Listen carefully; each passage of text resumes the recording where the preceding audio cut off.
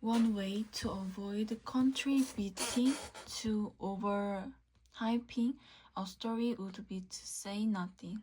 However, that is not a realistic option for scientists who feel a strong sense of responsibility to inform the public and policymaker and or to offer suggestions. Speaking with members of the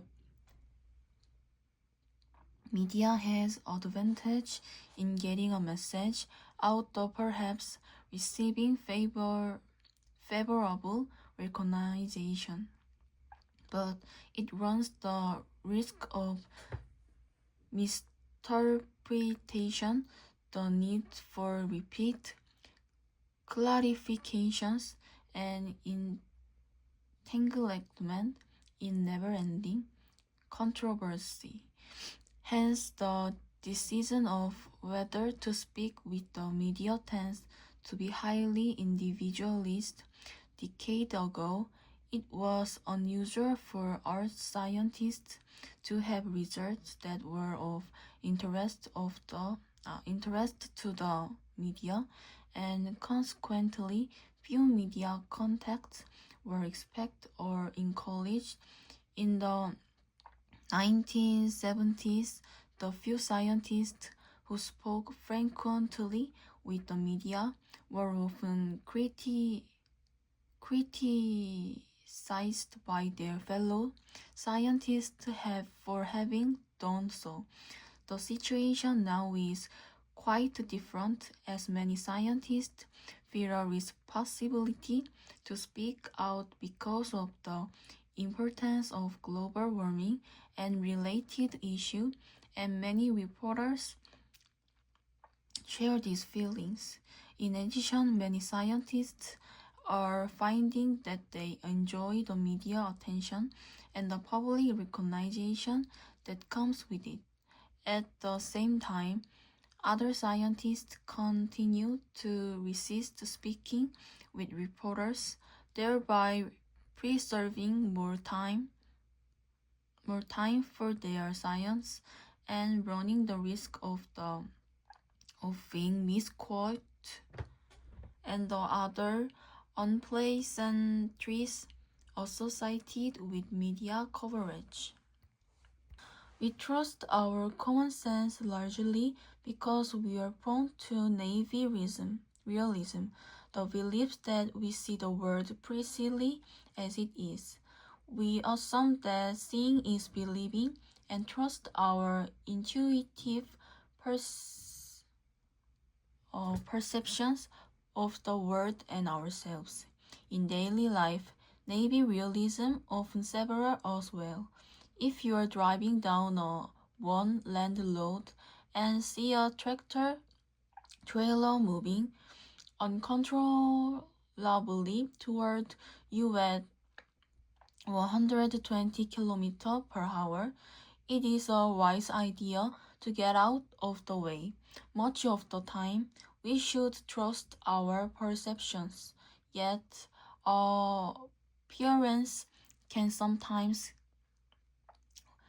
be deceptive.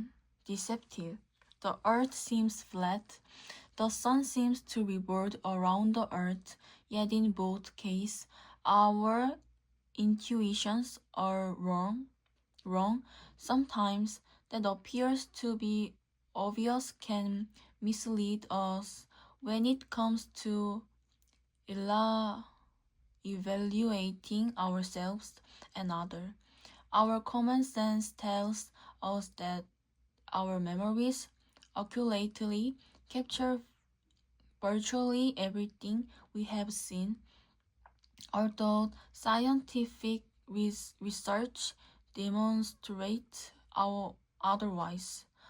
Our common sense also assures that people who do not share our political views are biased, but that we are objective.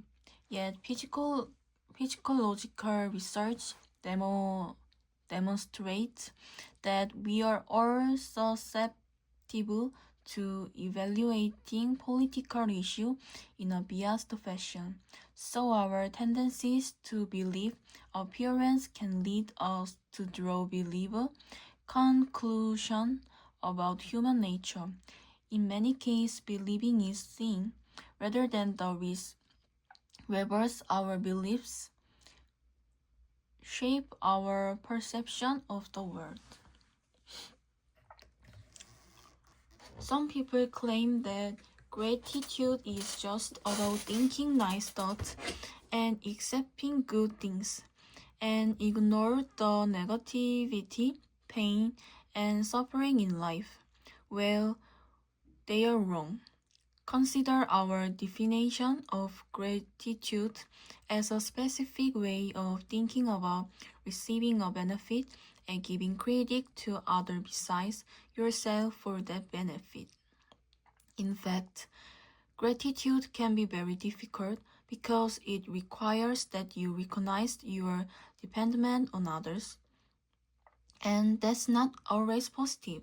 You have to humble yourself in the sense that you have to become a good receiver of others' support and generosity.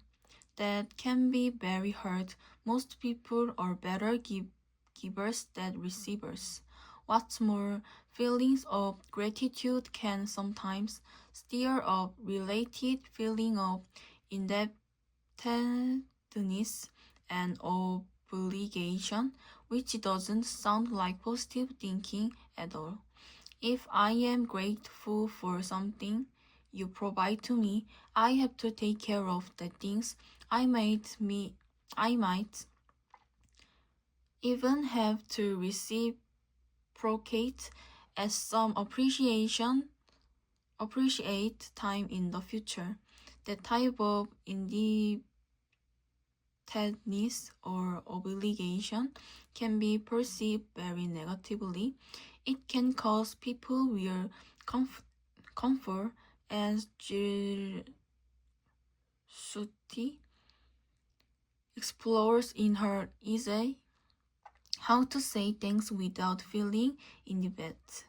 The data bear this out. When people are grateful, they aren't necessarily free of negative emotion. We don't find that they necessarily have less anxiety or less tension or less unhappiness. Practicing gratitude many feel positive feeling more than it reduces negative feelings. If gratitude were just positive thinking or a form of denial, your experience not negative thoughts or feeling when you're keeping a gratitude general, for instance, but in fact people do.